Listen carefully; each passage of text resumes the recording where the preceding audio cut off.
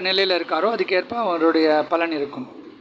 இப்போ நம்ம பார்க்கக்கூடியது எல்லாமே சுபர்கள் பாவர்கள் தொடர்பில்லாத இருக்கக்கூடிய ராகு. சுபர்களுடைய தொடர்பு ஏற்பட ராகுவுடைய தசாகாலத்தில் அவருடைய சுப பலன்கள் அதிகமாகவே இருக்கும். அதே பாவர்களுடைய தொடர்பு ஏற்பட ராகு கொடுமையான கெடுபலன்களை கொடுக்கக்கூடிய ஒரு அமைப்பில் வந்துடுவார்.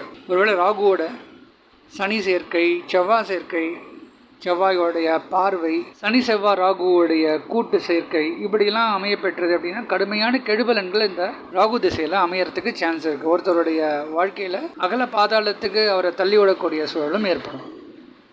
அதே அந்த ராகுவை ஒரு சுபர் குருவோ சுக்கிரனோ இல்லை வளர்பிறை சந்திரன் இப்படிப்பட்ட சுபர்கள் தொடர்பில் இருந்தது அப்படின்னாலே ராகு நிச்சயமாக நல்ல பலனை கொடுக்கக்கூடிய அமைப்பில் வந்துடுவார்.